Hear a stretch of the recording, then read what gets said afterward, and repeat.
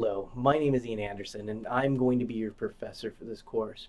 For this assignment, I'm asking you to do just a brief introduction. Although we're online, it's important for us to get to know a little bit about each other. So for this, I'm asking you to give me your preferred name, your major if you have one, and give me a little bit about what you think political science means to you. There's no right or wrong answer when it comes to this, and gauge a little bit of your level of political knowledge. It will grow over this course and your definitions will change, but it's important to have a starting point and also to start to see that everyone in this course is here for different reasons. Yes, we're here because political science is a required course, but each major, whatever career you go into, different aspects of policy are going to matter more to you than others. For example, if you're going into education, you're going to care about what regulations impact your curriculum, what graduation rates impact your school's funding. Say you're going into oil, you need to know what's going to happen when it comes to environmental impacts to know whether or not you're going to have a career. Business administration, I mean, we talk about, especially in California, legislation when it comes to independent contractors, tech workers. And really, there is no level of career that is not directly impacted in some way by politics and legislation. So let me give you a little background about myself. So I have been an adjunct political science professor for about 3 years. I've taught both at Taft and Bakersfield College. I am currently a student at CSUB getting my doctorate in educational leadership, so I completely understand the fun of distance learning and carrying a heavy course load. So my apologies. Try to hopefully this course will not be too heavy for you when it comes to that. I have had a career that spans both the private and public sectors. I started in banking and finance. I was a teller. I actually did fraud and compliance for a couple years, fascinating work, and then eventually went into business banking sales and had several counties. I was in charge of several different branches.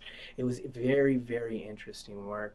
My heart, though, has always been in working with the nonprofit and public sector, especially with foster youth. And I eventually got the opportunity in 2009, or I look at it that way as an opportunity, when the market collapsed and the banking industry's really just, I ended up getting laid off. So education is something that's important to me, and I thought this was an opportunity to change career paths and work with a group of people that I really wanted to, and the nonprofit public sector was appealing to me. So I went back and got my master's in public administration. And during that time, I got the opportunity to work for the United Way. I was a campaign ambassador and worked with many companies here locally and helped raise funds for several nonprofits that are still in existence today as well. And then eventually I got the opportunity after about a year to go and run the Community Action Partnership of Kern Food Bank program. Amazing experience. That was the federally funded food bank for the county. So there are lots of different organizations, maybe food pantries. Your church might have a food pantry, but each county actually has one federally designated food bank, and that was the one I ran. We served, I think we were serving 100,000 unduplicated clients a year. So we're talking close to 1 million. We were pushing 12 million pounds of food.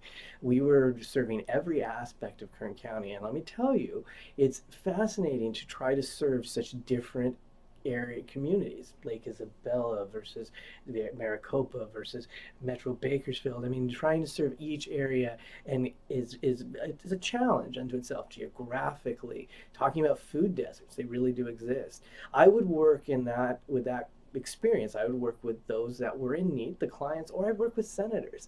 It was an incredibly interesting experience to see how legislation and policy intersect with public service and in an organization like the food bank. Ran many capital campaigns. We raised $500,000 for a new food freezer, and we renovated the warehouse, new trucks. I mean, part of the reason we did all that is because we had to be able to serve the need in Kern County. After about 4 years, I got an opportunity to go and work for the County Office of Education and the Foster Youth Service Coordinating Program. I was the County of Kern's Foster Youth Education Liaison, meaning that any district, I was over all the districts, having to coordinate and work with each and every one of them to make sure they were compliant with foster care legislation and educational law and code. A lot of bills came out during the time I was there, so AB 8167, which was the foster youth credit waiver. There was a cleanup bill 216, and there was what was known as AB 854, which was the foster care realignment with School of Origin and LCAP. AB 490 is actually School of Origin law, stating that foster youth have a right to stay in their School of Origin, even if the court moves them out, or their placement is moved outside of that school district. I mean, up until maybe about 5 or 6, maybe about 10 years ago, I guess, now that I think about it, AB 490 foster youth would just be moved. Whether the court decided they needed to go to a new group home, a new foster home, they would be moved and they would have to start school over again. We know how challenging that is. And the statistics show that foster youth have some of the lowest rates of high school graduation, college enrollment. And so something obviously had to be done. And so there was the creation of the Foster Youth Service Coordinating Program. There's been lots of legislation that has come out of this. Foster Youth Service Coordinating Program actually grew out of McKinney-Vento. Now I'm going down the road, for those of you in education may know what I'm talking about, but every component of this is policy, is law. I mean, how many election years do you hear somebody talking about we need to do something about helping the children, save the children, and education reform? So I really got the opportunity to work with people in Sacramento implementing laws on the front line, working with registrars, working with Department of Human Services, probation. I worked very closely with Juvenile Hall.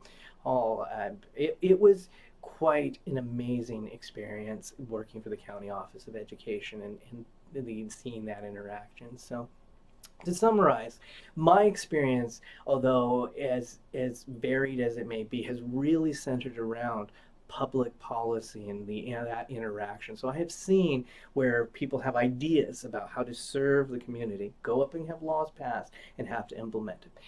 You want to pay attention to what's going on, because no matter what, you are going to be impacted by politics. Politics does not just happen to you. It is around us in every day. And I've seen that in every aspect of my career. And I think you will see that in every aspect of yours. So I hope you've learned a little bit more about me. I look forward to learning more about you. And I am very excited to start this semester with you. Again, welcome, and I hope you enjoy this course.